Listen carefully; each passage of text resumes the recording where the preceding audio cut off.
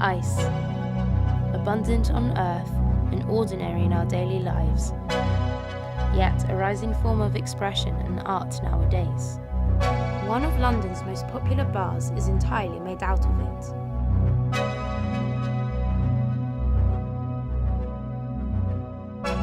There's not many other places here where you can be at -5 degrees in the centre of town. So what we're really looking at is trying to create a unique experience for people, I think.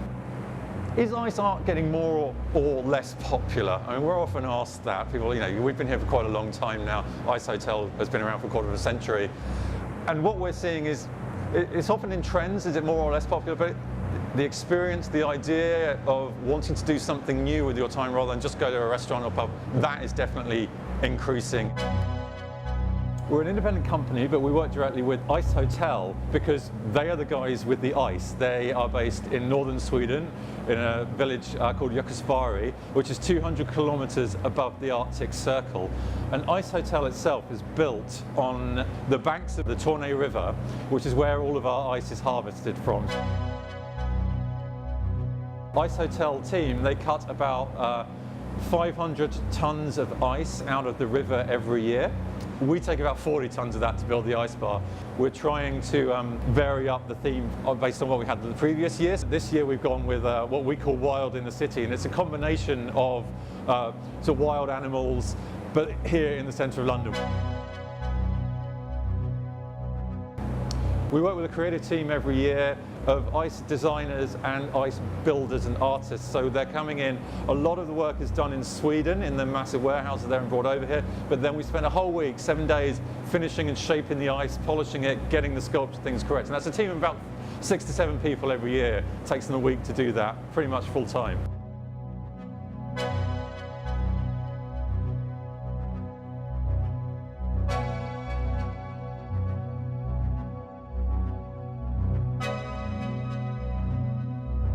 So ice art is not a permanent form of art, but it is a form of art that's all about direct engagement with the audience in many ways. So you're actually, experientially, you're inside the art. In Ice Hotel, you're literally sleeping inside the art.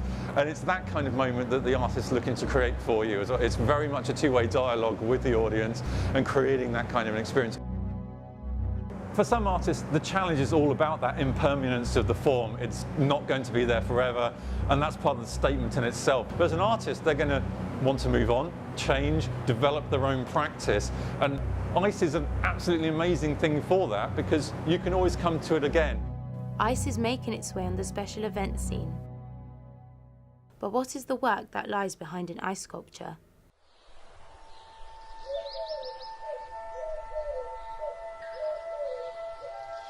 PST Ice Art in Newchapel is made up of a skillful and creative team that has been carrying on the business for several years. The whole process starts by, by creating the ice. We have the special machines that, make the ice blocks. We fill them with water, and then we put these pumps that make the water circulate all the time, and that helps breaks the bubbles of oxygen. So when the ice freezes, it's all clear. So the machine takes roughly 3 to 5 days to make a block. So once our block is ready, we take them out using different tools. We store them into the freezer, and from then on we start carving it by hand, or we use the CNC machine, which depends on the job we are doing. There are many tools that we use: chisels, chainsaw, sander, drills. We have to follow a drawing because the client is very precise of what they want. But also, when we sculpt, we put into the sculpture a bit of our own touch. So let's say if I have to do a wolf, for example, well, I have to do the wolf in a certain pose and a certain position. But that doesn't mean that I cannot put the details that I want into it. I never work alone because I have the designer, for example, which helps me and gives me the shapes and the design, the drawings of what I have to do.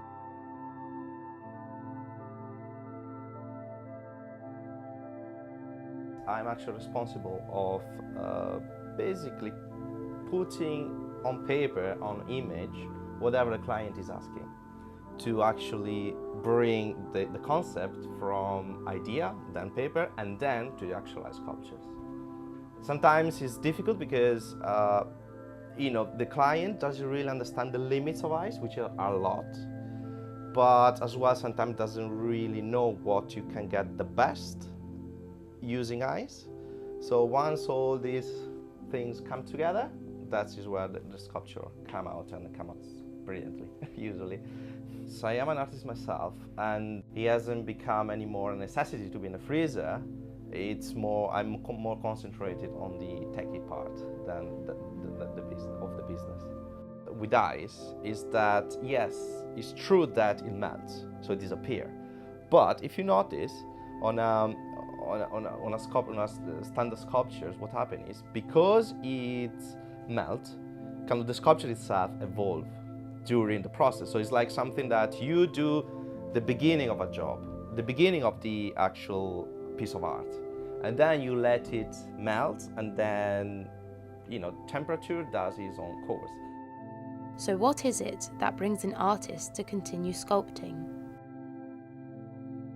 This is the beauty of it, that you do something just that gives an impact for a day, or let's say 6 hours, 8 hours, whatever. And after it melts, because it's water, frozen water. But even if it doesn't, stay in a gallery for a long time, it still stays in the mind of the people. Oh, do you remember the ice sculpture? We had fun, or do you remember how that looked? And they have pictures. But it's just it's the way ice it is, I guess. Once the sculpture is done, wrapped up and stored, after a few days it starts its journey towards the destined location.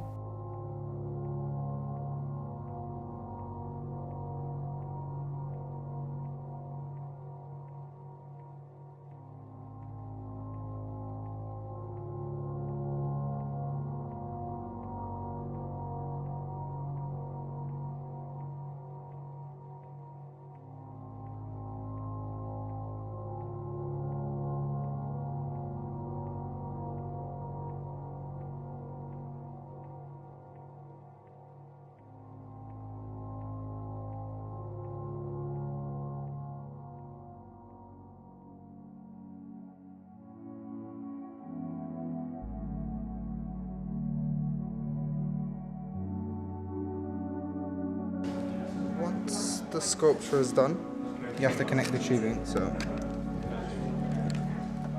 and this is for when the water drains. The tension is tangible, but the delivery and the setup need to be done on time.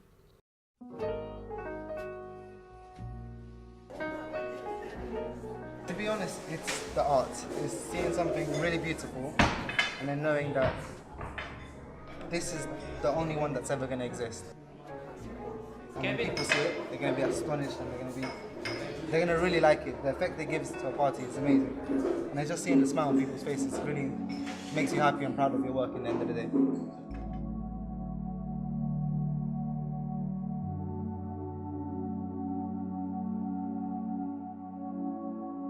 Ice doesn't have a future.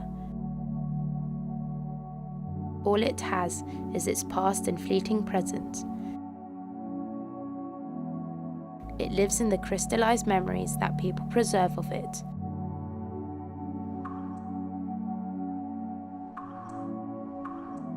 So in its own way, it is everlasting.